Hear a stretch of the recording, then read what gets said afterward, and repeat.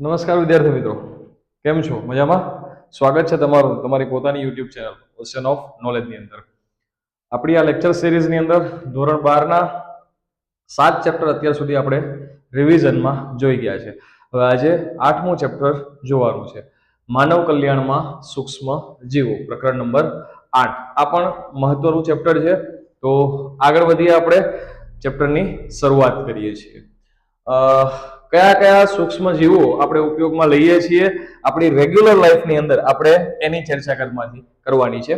દૂધમાંથી દહીં બનાવવા માટે એટલે કે કર્ડ બનાવવા માટે લેક્ટોબેસિલસ બેક્ટેરિયાનો આપણે ઉપયોગ કરીએ છીએ. મુખ્ય સજીવ છે એને આપણે લેક્ટિક એસિડ બેક્ટેરિયા એટલે કે લેબ બેક્ટેરિયા તરીકે ઓળખાવીએ છીએ. કયા બેક્ટેરિયા? લેબ બેક્ટેરિયા આપણે એને ટૂંકમાં લેક્ટિક એસિડ બેક્ટેરિયા તરીકે આપણે એને ઓળખાવીએ છીએ. અને એનું જ ઉદાહરણ છે આ લેક્ટોબેસિલસ. એનું જ ઉદાહરણ છે લેક્ટોબેસિલસ. શું કરે છે કે દૂધમાંથી વૃદ્ધિ પામી લેક્ટિક એસિડ પેદા કરે છે. દૂધમાં એ લેક્ટિક એસિડ પેદા કરે છે, જે દૂધના પ્રોટીન, કયું પ્રોટીન? કેસીન ને જમાવે છે અને તેનું શું કરે છે? પાચન કરે છે, જે આપણને દહીં સ્વરૂપે પછી આગળ ઉપર દૂધમાંથી ફેરવાય અને મળે છે. આનો ફાયદો શું છે? તો કે એ દૂધની અંદર વિટામિન B12 નું પ્રમાણ વધારે છે. એટલે કે જેના શરીરમાં વિટામિન B12 ની ખામી છે એને દહીં વધારે માત્રામાં લેવું જોઈએ, કારણ કે એમાં ભરપૂર માત્રામાં વિટામિન B12 જોવા મળે છે. જઠરમાં રોગકારક સૂક્ષ્મ જીવોની વૃદ્ધિને અટકાવે છે. ખૂબ જ સરળ વાર્તા છે. એટલે આ ચેપ્ટરની અંદર એટલું બધી કોઈ પ્રક્રિયાઓ, મિકેનિઝમ જે આગળના ચેપ્ટરમાં આવતું હતું એવું કશું આમાં આવતું છે નહીં. ખાલી તમારે સમજવાનું છે. 1 થી 2 વખત સમજી અને વાંચશો તો આ ચેપ્ટર બહુ ફટાફટ અને ઇઝીલી તૈયાર થઈ જશે. અત્યાર સુધીના આપણા ભણેલા ચેપ્ટરમાં કદાચ સૌથી નાનું ચેપ્ટર હશે. આગળ જોઈએ, આથવણવાળી વાનગીઓ, જેમ કે ઢોસા છે, ઇડલી છે, જેની અંદર તમને ક્રિસ્પી કાણા કાણા જેવી રચનાઓ જોવા મળે, એ બધી આથવણવાળી વસ્તુઓ છે. બરાબર છે. આ પણ બેક્ટેરિયા દ્વારા આથવણની પ્રક્રિયા થાય છે. ખાસિયત એમાં એ છે કે ખીરાની અંદર કાર્બન ડાયોક્સાઇડ છે. કયો વાયુ છે? કાર્બન ડાયોક્સાઇડ વાયુ ઉત્પન્ન થવાને કારણે તે ફૂલેલું એટલે કે પફી અપિયરન્સ, કાણા વાળું અપિયરન્સ દેખાવમાં જોવા મળે છે. પછી બ્રેડ આપણે જે ખાઈએ છીએ, મુખ્ય સજીવ બેકર્સ યીસ્ટ છે, જેનું નામ છે સેકેરોમાઇસિસ સેરેવિસી. સેકેરોમાઇસિસ સેરેવિસી એનું કાર્ય છે એ શર્કરાનું આથવણ કરી અને અગેન કાર્બન ડાયોક્સાઇડ મુક્ત કરે છે, જેનાથી બ્રેડ પોચી અને છિદ્રિષ્ટ બને છે. અહીંયા યીસ્ટ નો ઉપયોગ થાય છે. કઈ યીસ્ટ છે? એમસીક્યુ માં ખાસ યાદ રાખજો, સેકેરોમાઇસિસ સેરેવિસી. ધોરણ 11 ની અંદર આપણે ફૂગના બધા જ પ્રકારો, યીસ્ટના જે એના ગ્રુપ સમુદાયો છે એ આપણે ભણીને આવ્યા છીએ ધોરણ 11 ની અંદર. પીણા અને ખાદ્ય પદાર્થો, ટોડી આમ તો છે, જેને આપણે તાળી તરીકે ઓળખાવીએ છીએ. દક્ષિણ ભારતમાં પામના વૃક્ષોમાંથી રસમાંથી તમને આથવણ દ્વારા બનાવતું પરંપરાગત પીણું છે. વહેલી સવારે પીવામાં આવતું પીણું છે. પછી ચીઝ છે, રોકવીફોર્ટ બહુ ફેમસ ચીઝ છે. બરાબર. સ્વિસ ચીઝની વાત કરીએ અહીંયા તો પ્રોપિયોની બેક્ટેરિયમ શર્માની નામના બેક્ટેરિયા દ્વારા બને છે. તેમાં મોટા કાણા હોય છે, કારણ કે એમાં મોટી માત્રામાં CO2 ઉત્પન્ન થાય છે. ટોમ એન્ડ જેરીની અંદર જેરી જે ચીઝ ખાય છે, આ એ ચીઝની વાત કરે છે. ફટાકથી તમને યાદ આવી જશે. રોકવીફોર્ટ ચીઝની વાત કરું, ચોક્કસ પ્રકારની ફૂગ ના સંવર્ધનથી તેને વિશિષ્ટ સ્વાદ અને સુગંધ આપવામાં આવે છે. તો આમાંથી આપણે એવું કહેતા હોય કે અમે શુદ્ધ શાકાહારી છીએ. તો જો તમે દહીં ખાવ છો તો તમે શુદ્ધ શાકાહારી નથી. જો તમે આથવણવાળી કોઈ વાનગી ખાવ છો, બ્રેડ ખાવ છો, કે તમે ઠંડા પીણા પીવો છો, કે તમે ચીઝ ખાવ છો, તો પણ તમે શુદ્ધ શાકાહારી નથી. બરાબર છે. ચાલો આગળ વધીએ. પણ હા, આ એવું છે કે એના દ્વારા જે આઈટમો બની છે બેક્ટેરિયા કે યીસ્ટ દ્વારા, ફૂગ દ્વારા, એ આપણને દેખાતું નથી, એટલે આપણે જાપતી જઈએ છીએ. ચાલો આગળ વધીએ. કાર્બન ડાયોક્સાઇડ નો શું ફાળો છે? વાનગીઓને ફુલાવવા પાછળ કાર્બન ડાયોક્સાઇડ જવાબદાર છે. દહીંના પોષણ મૂલ્યમાં વિટામિન B12 છે એ વધારો કરે છે. અને યીસ્ટનું જે વૈજ્ઞાનિક નામ છે સેકેરોમાઇસિસ સેરેવિસી, એને તમારે યાદ રાખવું જોઈએ. પછી ઔદ્યોગિક ઉત્પાદનોની અંદર જો સૂક્ષ્મજીવોની ચર્ચા કરવામાં આવે તો આથવણયુક્ત જે પીણા છે, જેમ કે બિયર છે, બ્રાન્ડી, વાન, વિસ્કી, રમ, બરાબર છે, એ બનાવવા માટે આપણે સૂક્ષ્મજીવોનો ઉપયોગ કરતા હોય છે. મુખ્ય સૂક્ષ્મજીવ સેકેરોમાઇસિસ સેરેવિસિસ, આખું ગામ એમાં જ આવશે. બ્રેવરસિસ્ટ તરીકે ઓળખવામાં આવે છે. ધાન્ય અને ફળોના રસમાંથી ઇથેનોલ C2H5OH મેળવવા માટે આપણે એનો ઉપયોગ કરીએ છીએ. પ્રકાર તો બે પ્રકાર અહીંયા તમારે યાદ રાખવાના થશે. કયા? ટોટલ બે પ્રકાર યાદ રાખવાના થશે. એક નિસ્યંદન વગર અને બીજું નિસ્યંદન સાથે. તો નિસ્યંદન વગર તમને શું મળે? વાઇન મળે છે અને બિયર મળે છે. નિસ્યંદન વગર without distillation, and with the distillation શું મળે છે? વિસ્કી મળે છે, બ્રાન્ડી મળે છે અને રમ મળે છે. આ બધા આથવણયુક્ત પીણા છે. એની અંદર આલ્કોહોલની માત્રાને આધારે તેને અલગ અલગ નામ આપવામાં આવે છે. તેને અલગ અલગ નામ, એમાં આલ્કોહોલના કેટલા ટકા માત્રા છે, કેટલા ટકા એની અંદર આલ્કોહોલ છે, એ પ્રમાણે નિસ્યંદન વગર નિસ્યંદન એને નામ અપાય છે. મોટા પાયે આ પ્રક્રિયાઓ ચાલતી હોય. NCERT માં જે ડાયાગ્રામ આપ્યો છે એમાં તમે મોટા મોટા ટેન્ક જોઈ શકો છો કે જેની અંદર આ થાય છે. Left hand side diagram. ચાલો આગળ વધીએ. સાધન. આ પ્રક્રિયા માટે મોટા વાસણો વપરાય છે જેની અંદર આ ફર્મેન્ટેશનની પ્રક્રિયા થતી હોય, એટલે આ વેસલ્સ ને આ વાસણોને ફર્મેન્ટર્સ તરીકે ઓળખવામાં આવે છે. પછી છે પ્રતિજૈવિક દ્રવ્યો, જેને આપણે સાવ સરળ ભાષામાં આપણી જીભે જે શબ્દ વણાઈ ગયો છે. પ્રતિજૈવિક દ્રવ્યો આપણે ઓછા બોલીએ છીએ, આપણે એન્ટીબાયોટિક શબ્દ વધારે બોલીએ છીએ. તો હું શુદ્ધ શાકાહારી નથી એવું કહેવા વાળા એ દવાઓ તો જીવનમાં પીધી જાય છે, બરાબર છે. ચાલો, પ્રતિજૈવિક, એમાં પ્રતિનો મિનિંગ થાય છે વિરુદ્ધ અથવા તો એન્ટી, અને જૈવિક એટલે કે દ્રવ્યો, બાયો જીવન એટલે કે રોગકારક જીવનોના જીવન વિરુદ્ધ. બરાબર સમજો. પ્રતિજૈવિક દ્રવ્યો એટલે શું છે? આ તમને બહુ ઓછા લોકો આવું મિનિંગ સમજાવે છે કે પ્રતિજૈવિક દ્રવ્યો એટલે એન્ટીબાયોટિક્સ બોલીને આગળ નીકળી જવું એવું નથી. જૈવિક નો મતલબ શું થાય છે કે જે જીવાણુઓ, જે રોગકારકો તમારા શરીરમાં રોગ ફેલાવે છે એના વિરુદ્ધ તમે કંઈક દવાઓ તૈયાર કરો છો, તમે કંઈક દ્રવ્ય તૈયાર કરો છો. બસ એને જ આપણે એન્ટીબાયોટિક્સ કે પ્રતિજૈવિક દ્રવ્યો તરીકે ઓળખીએ છીએ. ચાલો આગળ જોઈશું. વિશ્વમાં સૌપ્રથમ પહેલા શોધાયેલી જે એન્ટીબાયોટિક છે એનું નામ છે પેનિસિલિન. એના શોધક છે ભાઈશ્રી એલેક્ઝાન્ડર ફ્લેમિંગ, અને સ્ટેફાઇલોકોકાઈ બેક્ટેરિયા પર કામ કરતા શોધતા નહોતા, અકસ્માત રીતે એને મળી આવે છે, આકસ્મિક રીતે મળી આવે, અચાનક મળી આવે છે. સ્ત્રોત શું છે? પેનિસિલિયમ નોટેટમ નામની ફૂગ છે. એમસીક્યુ ભરી છે ભાઈ. ચાલો, તીવ્ર પ્રભાવક તરીકે સ્થાપના આની અર્નેસ્ટ ચેન અને હાર્વર્ડ ફ્લોરે 1945 માં આની સ્થાપના બદલ, તીવ્ર પ્રભાવક તરીકેની સ્થાપના બદલ એને નોબેલ પ્રાઇઝ પણ 1945 માં મળી ગયો હતો. આગળ વધીએ. કયા રોગોની સારવાર માટે? તો કે પ્લેગ છે, કાળી ખાંસી છે, જેને વૂપિંગ કફ તરીકે ઓળખવામાં આવે, કાળી ખાંસી એટલે ડિપ્થેરિયા છે, અને લેપ્રોસી એટલે કે રક્તપિત્તની સારવાર માટે આ દવાનો ઉપયોગ થાય છે. કાર્બનિક એસિડ અને સૂક્ષ્મજીવો. પરીક્ષામાં આ જોડકું વારંવાર પૂછાતું હોય છે, બરાબર છે, જે તમને અહીંયા ડિનોટેટ કરીને મેં આપી દીધું છે. જોઈએ આપણે સૂક્ષ્મજીવનું નામ, પ્રકાર અને ઉત્પન્ન થતો એસિડ. તમે આનો સ્ક્રીનશોટ લઈ લો જેથી તમને ક્વિક રિવિઝનમાં કામ લાગે. શું છે ભાઈ સૂક્ષ્મજીવનું નામ? તો કે એસ્પરજિલસ નાઇઝર નામની ફૂગ છે, બરાબર છે, અને એ સાઇટ્રિક એસિડ પેદા કરે છે. એસિટોબેક્ટર એસિટી છે, જે બેક્ટેરિયા છે. શું છે? બેક્ટેરિયા છે, અને એ એસિટિક એસિડ એટલે કે વિનેગર પેદા કરે છે, અને વિનેગર નું સેવન કરવું એ સ્વાસ્થ્ય માટે ખૂબ હાનિકારક છે. તમે આ વિનેગર ને કેમિસ્ટ્રીમાં બહુ ડિટેલમાં ભણતા હશો, બરાબર છે. ચાલો, પછી જે ક્લોસ્ટ્રીડિયમ બ્યુટેરિકમ, આ બેક્ટેરિયા છે અને બ્યુટેરિક એસિડ નો સ્ત્રોત છે. અને છેલ્લે છે લેક્ટોબેસિલસ, હમણાં જેની વાત કર્યા એ લેક્ટિક એસિડ નો સ્ત્રોત છે. આ તમને જોડકું પરીક્ષામાં પૂછી શકાય છે. હું આશા રાખું છું કે તમે આનો સ્ક્રીનશોટ લીધો હશે, નહીતર ફરી પાછો તમે લઈ શકો છો.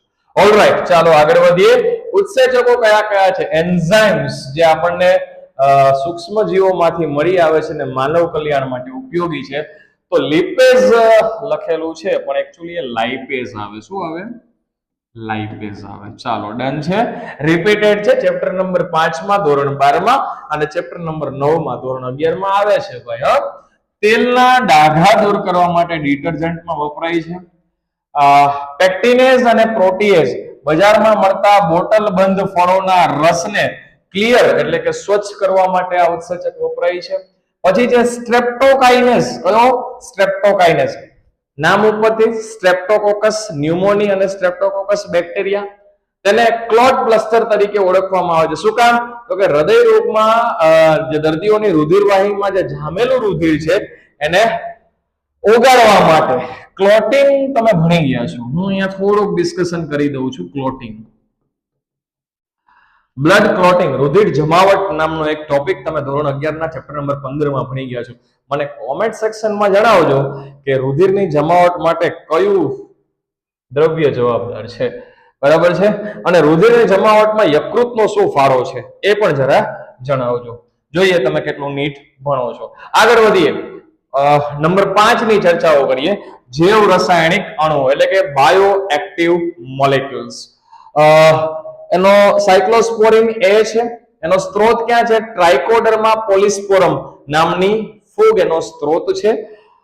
ઉપયોગ જ્યારે આપણા શરીરમાં કોઈ અંગ પ્રત્યારોપણ કરવું છે, ઓર્ગન ટ્રાન્સપ્લાન્ટ કરવા છે, એ વખતે પ્રતિકારકતા ઘટાડવા માટે મેં તમને ગઈકાલે કીધું હતું કે સમજાત અને વિસમજાત પ્રતિકારકતાની આપણી શરીર છે સેલ મીડિયેટેડ ઇમ્યુનિટી એની ઓળખ ધરાવે છે. તો એને ઘટાડવી હોય, એને સપ્રેસ કરવી હોય ત્યારે સાયક્લોસ્પોરિન એ નો ઉપયોગ થાય છે અને ઈ તમને ફૂગમાંથી મળે છે, જે ફૂગનું નામ છે ટ્રાઇકોડર્મા પોલિસ્પોરમ. ઊંઘની બીમારી માટે કઈ ફૂગ જવાબદાર છે? કોમેન્ટ સેક્શનમાં કોમેન્ટ કરજો. જોઈએ આગળ વધીએ. સ્ટેટિન્સ છે એ તમને મોનાસ્કસ પર્પુરિયમ માંથી મળે છે, જે એક યીસ્ટ છે. એનો ઉપયોગ શું છે? તો કે રુધિરની અંદર કોલેસ્ટેરોલનું પ્રમાણ ઘટાડવા અને કોલેસ્ટેરોલ દ્વારા બનાવતા ઉત્સેચક સાથે સ્પર્ધા એટલે કે અવરોધક તરીકે આપણા શરીરમાં જે કોલેસ્ટેરોલ બનાવે છે એવા ઉત્સેચકોની સાથે આ શું કરે છે? આ સ્ટેટિન્સ સ્પર્ધા કરે છે અને એને રોકે છે. એટલે આપણા શરીરમાં વધારે માત્રામાં કોલેસ્ટ્રોલ બનતો નથી. સાહેબ હે તો હું આને મારા શરીરમાં કોલેસ્ટ્રોલ બને છે તો હું ડાયરેક્ટ લઈ શકું? ના, ડોક્ટરના પ્રિસ્ક્રિપ્શન વગર સીધું લેવાશે નહીં. એના પછી સુવેજ ટ્રીટમેન્ટ આવે છે. જો અહીંયા નથી પણ હું તમને કહી દઉં મોસ્ટ ઇમ્પોર્ટન્ટલી કે જો તમને સુવેજ પૂછાય તો મારા વાલા તમારે સુવેજની પહેલા વ્યાખ્યા લખવી પડે. સુએજ કહેવાય કોને? બરાબર, માનવ મરયુક્ત જે ગંદુ પાણી છે એને આપણે શુદ્ધ કરીએ છીએ એ આખી સુએજની પ્રક્રિયામાં એનો સમાવેશ થાય. આ વ્યાખ્યા જે એનસીઈઆરટી માં લાઈન ટુ લાઈન આપેલી છે એ તમારે લખવી પડે. સુએજની વ્યાખ્યા મારા ભાઈ નો લખ તો માર્ક્સ તારા કપાઈ જશે. બરાબર, બહુ જ સરળ છે, બહુ જ સરળ છે. સુએજની અંદર પ્રાથમિક સારવાર કરીએ, પછી દ્વિતીયક સારવાર કરીએ, એમાં જારક ટાંકી છે, અજારક છે. આગળ વધીએ છીએ. આ એક ભૌતિક પ્રક્રિયા છે જેમાં ગાળણ અને અવસાદન દ્વારા કચરો દૂર કરવામાં આવે છે. ગાળણ, તરતો કચરો દૂર કરવા માટે આપણે ગાળણ કરીએ છીએ. જે મોટો પ્લાસ્ટિક છે કે માટીના કણો છે મોટા કે એવું કોઈ ધાતુઓ છે કે જે કોઈ મોટા રજકણો છે, મોટી માત્રાનો કચરો છે, એને દૂર કરવા માટે ગાળણ કરીએ. એ નીકળી જાય પછી જે નાનો સૂક્ષ્મ કચરો છે એને આપણે અવસાદનની પદ્ધતિથી દૂર કરીએ છીએ. આગળ વધીશું ભાઈ. અવસાદન માટે માટી અને કાકરીને દૂર કરવા માટે આપણે અવસાદન કરીએ છીએ. પરિણામ જે નીચે બેસી જાય તેને પ્રાથમિક સ્લજ કહેવાય. આ ગાળણ અને અવસાદન કર્યા પછી જે તળિયે બેસે એને આપણે પ્રાથમિક સ્લજ કહીશું અને ઉપરના મુક્ત પાણીને ખાસ યાદ રાખજો ઇન્ફ્લુએન્ટ તરીકે ઓળખવામાં આવે છે. અહીંયાથી જ આ જ લાઈન બેઠી એમસીક્યુ કાઢી શકાય. લ્યો આ જ લાઈન બેઠી એમસીક્યુ માં કાઢી શકાય છે. પછી શું કરવાનું? પ્રાથમિક સારવાર પૂરી થાય પછી દ્વિતીયક સારવાર કરવાની, જેને તમે જૈવિક સારવાર પણ કહી શકો છો. જોયો શબ્દ કયો આવે છે? જૈવિક. એટલે અહીંયા સૂક્ષ્મ જીવોનો ઉલ્લેખ થઈ જાય. આ મુખ્યત્વે સૂક્ષ્મ જીવો દ્વારા થતી પ્રક્રિયા છે. જારક ટાંકી, તમે જે અહીંયા ઇન્ફ્લુએન્ટ મેળવ્યું છે ને, એ ઇન્ફ્લુએન્ટને મોટી જારક, શ્વસન બે પ્રકારના છે, જારક શ્વસન અને બીજું છે અજારક શ્વસન. ઓક્સિજનની હાજરી અને અજારકમાં ઓક્સિજનની ગેરહાજરી. એટલે જારક ટાંકીમાં એટલે કે ઓક્સિજનની હાજરીમાં એને સતત હલાવવામાં આવે છે અને હવા પસાર કરવામાં આવે છે. ત્યાં ફ્લોક્સ કોને કહેવાય? તો કે બેક્ટેરિયા અને ફૂગના તંતુઓનું બનેલું ઝાડું છે એને ફ્લોક્સ તરીકે ક્યાં સર્જાય? કેમ? તો કે જારક ટાંકી છે. પહેલા કયું શ્વસન કરે છે? અજારક શ્વસન કરે છે. આ સૂક્ષ્મ જીવો પાણીમાં રહેલા કાર્બનિક દ્રવ્યોનો વપરાશ કરી અને બાયોલોજીકલ ઓક્સિજન ડિમાન્ડ એટલે કે માફ કરજો BOD માં ઘટાડો કરે છે. જેટલું બીઓડી ઓછું એટલું પાણી સારું. બીઓડી બાયોલોજીકલ અથવા તો બાયોકેમિકલ ઓક્સિજન ડિમાન્ડ, બાયોલોજીકલ બોલી શકો છો.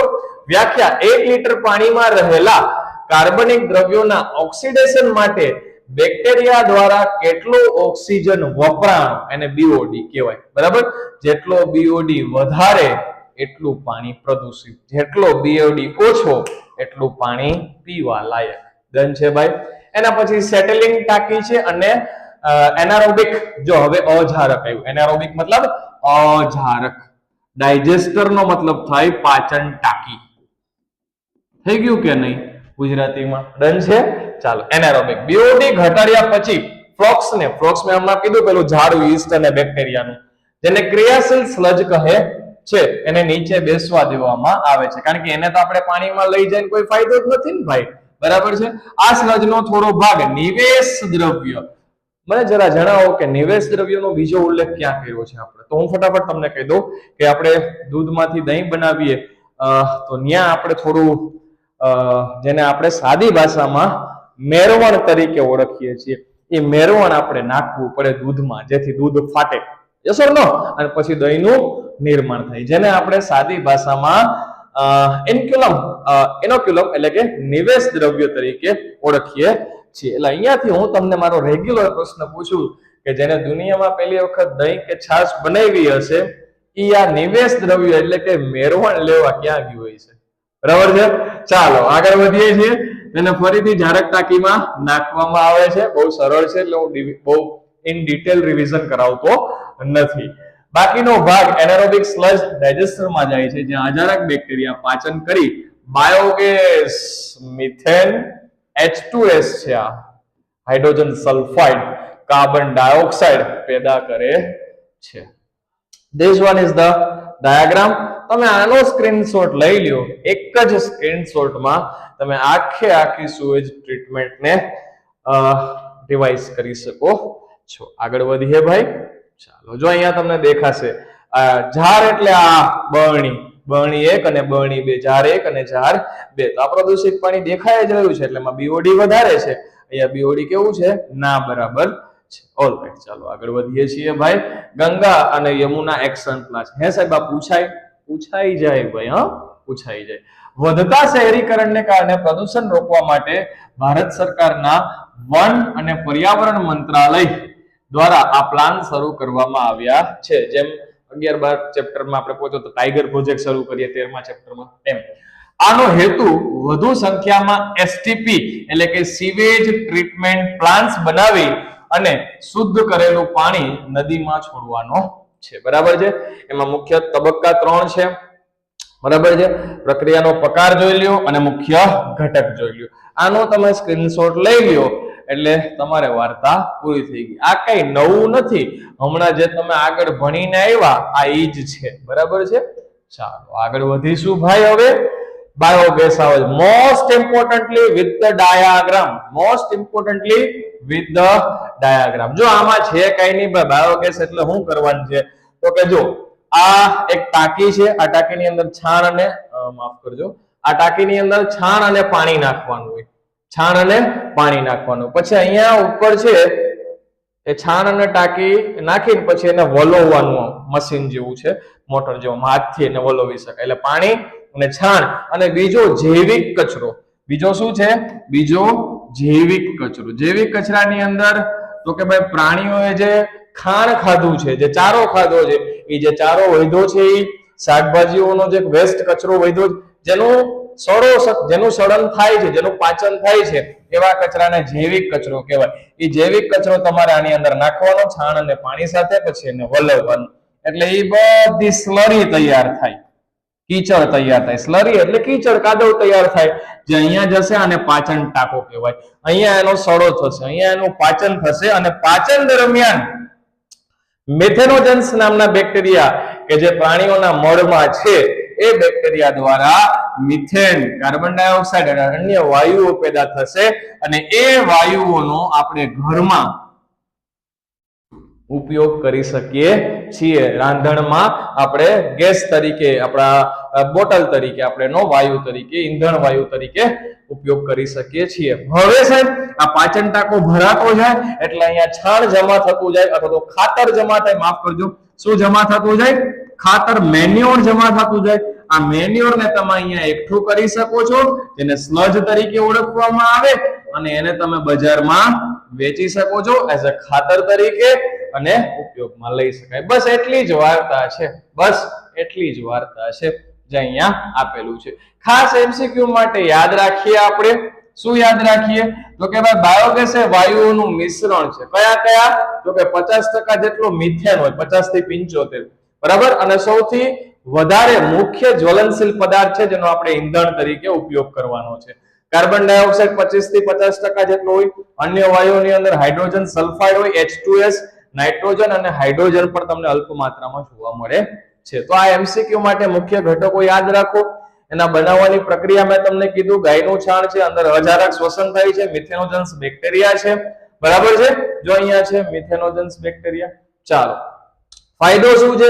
તો કે ઉત્તમ બળતણ છે. આની અંદર બળતણમાં કેલરીનું મૂલ્ય ખૂબ વધારે છે, બરાબર. અને પ્રદૂષણ મુક્ત છે. સૌથી સારી વાત શું છે? પ્રદૂષણ મુક્ત છે. ગામડાની અંદર જે લોકો ખેતીવાડી અને પશુપાલન સાથે જોડાયેલા છે એમના માટે તો આ બેસ્ટ છે, બરાબર. ખાતરની પ્રાપ્તિ, મેં તમને કીધું એમ, ગેસ બન્યા પછી વધેલો કચરો, સ્લરી, એ નાઇટ્રોજન અને ફોસ્ફરસ થી NP આમાં ઘટે શું? તો કે K. એની કઈ હાલ જરૂર નથી. તો નાઇટ્રોજન અને ફોસ્ફરસ યુક્ત ખાતર તૈયાર મળે છે. નાખો ખેતરમાં, વધુ ઉત્પાદન મેળવો. જૈવિક ખાતર તરીકે વપરાય છે. સાહેબ ડાયાગ્રામ ફરજિયાત દોરવો પડે, ડાયાગ્રામના માર્ક્સ વાલા હોય છે. અને આ પ્રશ્ન જ્યારે જ્યારે પૂછાણો છે ત્યારે ડાયાગ્રામ સાથે પૂછાણો છે. હા મિત્ર, ચાલ ભાઈ આગળ વધીએ, નહીતર જીવનમાં હેરાન થઈ જશો. ડાયાગ્રામ યાદ રાખી લેજો આનો. ભાઈ ચાલો, સ્વચ્છતા, કચરાનો યોગ્ય નિકાલ થાય છે અને બીમારીઓ ફેલાતી અટકે છે, જે જૈવિક કચરાની અહીંયા ઉપયોગમાં લીધો છે. સસ્તું છે, એકવાર પ્લાન્ટ નાખી દો, ગવર્મેન્ટ સબસિડી આપે છે આમાં, અને જાળવણી પણ એટલો બધો ખર્ચો આવતો નથી, બરાબર છે. પછી છે જૈવિક નિયંત્રકો તરીકે સૂક્ષ્મ જીવો, બરાબર છે. જૈવિક નિયંત્રણ એટલે કે રાસાયણિક કીટનાશક, આપણે ખેતરમાં ઠોક ઠોક દવાઓ છાંટીએ છીએ, રાસાયણિક દવાઓ. કેન્સર થાય, બસ આ જ ભાઈ, કેન્સર થવાનું મેઇન કારણ છે. કાલે ચેપ્ટરમાં હું નહોતો કહી શક્યો તમને, એ આજે હું છાતી ઠોકીને કહું છું કે રાસાયણિક દવાઓના વપરાશથી બહુ વધારે માત્રામાં કેન્સર થાય છે. તો એને રોકવું છે તો આના ઉપર આવી જાઓ, બરાબર છે. રાસાયણિક જૈવિક પદ્ધતિઓ દ્વારા વનસ્પતિના રોગો અને જીવાતોનું તમે નિયંત્રણ કરી શકો છો. ત્યાં તમારે રાસાયણિક દવાઓ છાંટવી નહીં પડે, જેથી કેન્સરથી પણ બચી શકાશે. આ પદ્ધતિ જીવ જીવસ્ય ભોજનમ ના સિદ્ધાંત પર કામ કરે છે. જીવ જીવસ્ય ભોજનમ ના સિદ્ધાંત પર કાર્ય કરે છે. સૂક્ષ્મ જીવ કયો સજીવ અહીંયા ઉપયોગમાં લેવાનો છે, અને એના ટાર્ગેટમાં કયું કીટક હશે, આ કોને મારશે, આ કોને મારશે, આ કોને મારશે, આનો સ્ક્રીનશોટ લઈ લ્યો, નહીતર આ પરીક્ષામાં પૂછાશે તો એ તમને મારશે. એક આપણે જોઈએ લેડી બર્ડ અથવા તો લેડી બીટલ, બરાબર. એ એફિડ્સ ના નિયંત્રણ માટે ઉપયોગી છે. પછી ડ્રેગન ફ્લાય છે, એ મચ્છરોના નિયંત્રણ માટે. જોયું તમે, આમાં એકચ્યુઅલી શીખી શું રહ્યા છો? કોઈ રસાયણનો ઉપયોગ કરવાની જરૂર નથી. આ બધા રોગકારકો છે અથવા તો આ બધા પાકને નુકસાન કરવા વાળા છે, તો એને મારવા છે તો રાસાયણિક દવા નહીં, જીવ જીવસ્ય ભોજનમ, જીવ જ જીવનો ખોરાક છે, તો એને મારવું છે. આને કોણ ખાશે? તો કે આ ખાશે. આને કોણ ખાશે? તો કે આ ખાશે. બેસિલસ thuringiensis, જેને આપણે બીટી કપાસમાં ઉપયોગમાં લીધો છે, કેમ ભૂલી જવાય? બીટી કપાસ તો અમારા ગળાનું હાડકું છે, તને કેમ ભૂલી જઈએ? હા કે ના ભાઈ? બીટી કપાસ તો આપણે કેટલું સુંદર રીતે ભણતા હોઈએ છીએ. બસ નેક્સ્ટ ચેપ્ટરમાં બીટી ભાઈ આવે છે, બીટી કપાસ. તો એ બીટી કપાસમાં જે બીટી છે એ એકચ્યુઅલી આ બેસિલસ thuringiensis છે. હા કે ના ભાઈ? પતંગિયાની ઈયળોના નિયંત્રણ માટે સૂકા સ્પોર, સ્પોર એટલે છિદ્ર સ્વરૂપે પાણીમાં ભેળવી અને છંટકાવ કરાય છે. અને બીટી કપાસ તો આપણે પેલી ડીએનએ માં જ ભેળવી દીધો છે હવે કપાસના, બરાબર છે કે નહીં? પછી ટ્રાઇકોડર્મા ફૂગ છે, તંબાકુ જેવી વનસ્પતિઓમાં મૂળ ગંડિકાઓમાં થાય છે. મૂળ તંત્રમાં જોવા મળતી મુક્તજીવી ફૂગ જે અનેક વનસ્પતિના રોગકારકોનું નિયંત્રણ કરે છે ટ્રાઇકોડર્મા. અને બકુલો વાયરસ છે, કયો વાયરસ છે? બકુલો વાયરસ છે ભાઈ. સંધિપાદીઓ અને કીટકો પર હુમલો કરે છે. મુખ્યત્વે ન્યુક્લિયોપોલીહેડ્રો વાયરસની આ પ્રજાતિ છે. એમસીક્યુ માં યાદ રાખજો કે આ બકુલો વાયરસ છે એના કોના નિયંત્રણ માટે છે અને શું છે? બરાબર છે. ચાલો એના પછી આવે છે બેસિલસ થુરન્જીસિસ બીટી ની ચર્ચા છે. બીટી આ બેક્ટેરિયા ઈયળના પાચન માર્ગમાં ઝેર મુક્ત કરે છે, જેનાથી ઈયળ મૃત્યુ પામે છે. હાલમાં મેં તમને કીધું એમ બીટી કપાસ જેવી જનીન પરિવર્તિત genetically modified જીએમઓ genetically modified organisms સજીવો, જનીન પરિવર્તિત વનસ્પતિ, જનીન પરિવર્તિત સજીવો. એમાં વનસ્પતિનું ઉદાહરણ છે બીટી કપાસ, જનીન પરિવર્તિત જેનેટિકલી મોડિફાઈડ. એ આનો જ ઉપયોગ કરે છે. કોનો? બેસિલસ થુરન્જીસિસ નો. ઇન્ટિગ્રેટેડ પેસ્ટ મેનેજમેન્ટ આઈપીએમ સંકલિત જંતુ વ્યવસ્થાપન એનું ગુજરાતી થાય છે. જ્યારે કોઈ સંવેદનશીલ વિસ્તારમાં માત્ર હાનિકારક કીટકોને જ મારવા હોય, બીજા કીટકોને જીવતા રહેવા દેવાના છે, ત્યારે બકુલો વાયરસ શ્રેષ્ઠ છે, કારણ કે તે કોઈ એક જાતિ માટે સ્પેસિફિક છે, આખા ગામને હેરાન કરતો નથી. ફાયદો શું છે? પ્રદૂષણ ઘટાડે છે અને જૈવિક વિવિધતા, જેને આપણે બાયોડાયવર્સિટી કહીએ, જૈવ વિવિધતા જાળવી રાખે છે ભાઈઓ. ચાલો, જૈવિક ખાતરો એટલે શું? એ કઈ સમજાવવાની જરૂર છે? જૈવિક ખાતરો એટલે એવા સૂક્ષ્મજીવો કે ભૂમિની પોષણ ગુણવત્તામાં વધારો કરે છે. ઉદાહરણ તરીકે આપણે સાયનોબેક્ટેરિયા, ફૂગ ઉદાહરણમાં લઈ શકે. બેક્ટેરિયા છે, ફૂગ છે, સાયનોબેક્ટેરિયા છે. માઇકોરાઇઝાનો ઉલ્લેખ ધોરણ 11 માં તમે ખાસ કરી ગયા છો. કવક મૂળ, કવક તંતુ, કવક ઝાડ. બરાબર છે. ચાલો, એમાં બેક્ટેરિયા, મુક્તજીવી બેક્ટેરિયા એઝોટોબેક્ટર 100% એમસીક્યુ માં પૂછી શકાય મારા ભાઈ. એટલું મોસ્ટ આઈએમપી છે આ. ભૂતકાળના પેપરો ઉઠાવીને જોશો તો ત્યાં તમને આ જોવા મળશે. એઝોટોબેક્ટર અને એઝોસ્પેરિલમ તે જમીનમાં રહીને વાતાવરણમાંના નાઇટ્રોજનનું સ્થાપન એટલે કે N2 ચક્ર ચલાવવામાં મદદ કરે છે. નાઇટ્રોજનનું ફિક્સેશન કરે છે. સહજીવી બેક્ટેરિયા રાઇઝોબિયમ કઠોળ સિમ્બિકોડની વનસ્પતિના મૂળમાં ગંડિકા બનાવીને નાઇટ્રોજનનું સ્થાપન કરે છે. આગળ વધીશું ભાઈ. ફૂગ, ફંગી અથવા તો માઇકોરાઇઝા ગ્લોમસ પ્રજાતિની ફૂગ વનસ્પતિના મૂળ સાથે સહજીવન કરે છે. સહજીવન આગળના ચેપ્ટરમાં ડિટેલમાં આવે છે. જમીનમાંથી ફોસ્ફરસનું શોષણ કરી અને વનસ્પતિને આપનાર ફૂગ છે આ. ક્ષાર અને શુષ્કતા એટલે કે દુષ્કાળ જ્યારે છે, પાણીની ઉણપ સર્જાય છે, ત્યારે રક્ષણ આપે છે, શક્તિ આપે છે તથા મૂળમાં થતા રોગકારકો સામે પણ આ રક્ષણ આપે છે. ફૂગની વાત કરેલી. આગળ ઉપર જઈશું ભાઈ. સયાનોબેક્ટેરિયા, સાયનોબેક્ટેરિયા આ સ્વયંપોષી સૂક્ષ્મજીવો જે વાતાવરણમાંના નાઇટ્રોજનનું સ્થાપન કરે છે. ઉદાહરણ તરીકે નોસ્ટોક અને એનાબિના અને ઓસિલેટોરિયા. ધોરણ 11 તો છેલ્લે સુધી ભેગું છે નહીં? ચાલો, ડાંગરના ખેતરોમાં સાયનોબેક્ટેરિયા જૈવિક ખાતર તરીકે અત્યંત મહત્વના છે, જે જમીનમાં સેન્દ્રિય પદાર્થોનો ઉમેરો કરે છે. બસ આ ચેપ્ટરમાં આટલું જ છે. બહુ ઇન ડિટેલ જવાની કોઈ જરૂર નથી. વિશ્વાસ રાખજો મિત્રો. બસ આટલું કરીશું તો થઈ જશે. ચાલો, એમસીક્યુઝ તમારા માટે બોર્ડમાં આઈએમપી.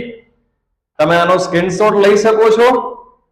મેં તમને કીધું એમ આપણે બધા ચેપ્ટરો એટલીસ્ટ 10 ચેપ્ટરો પૂરા કર્યા પછી એક મેગા લેક્ચર રાખીશું, જેની અંદર તમને આપેલા તમામ એમસીક્યુ નું સોલ્યુશન તમને આપવામાં આવશે.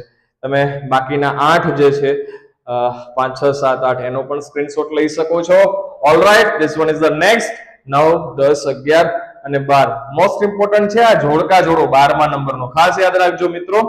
ચાલો, 13 14 15 16 આનો તમે સ્ક્રીનશોટ લઈ શકો છો મિત્રો. ચાલો, 17મા નંબરનો એમસીક્યુ છે, વિધાન અને કારણ સ્વરૂપે. આગળ જઈએ. સેક્શન એ, સેક્શન બી અને સેક્શન સી. બરાબર છે. ચાલો, અહીંયા એક સેજ હું તમને કહી દઉં કે જે બાયોગેસ આપેલો છે એ બાયોગેસ અહીંયા છે. બરાબર છે. આ બાયોગેસ તમને 2 માર્કની અંદર અહીંયા આપ્યો છે, પણ બાયોગેસ તમને 3 માર્કની અંદર આકૃતિ સહ પણ પૂછાઈ શકે છે. તો આ એક થોડો સુધારો છે જે અહીંયા તમે એડ કરી શકો છો, બરાબર છે. બાકી સુએજ એટલે શું? સુએજ ટ્રીટમેન્ટ પ્લાન્ટ, અહીંયા તમારે આકૃતિઓ દોરવાની હોતી નથી. બસ, તો આ સેશનમાં જોડાવા બદલ તમારા બધાનો ખૂબ ખૂબ આભાર.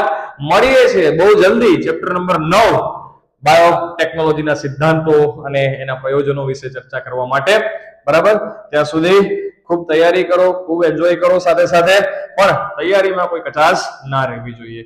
મળીએ નેક્સ્ટ સેશનમાં. ત્યાં સુધી જોડાયેલા રહેજો, તમારા મિત્રો સુધી આ લેક્ચર્સને શેર કરજો અને આગળ ફોરવર્ડ કરતા રહેજો. અમારી સાથે જોડાઈ રહેવા માટે ખૂબ ખૂબ ધન્યવાદ.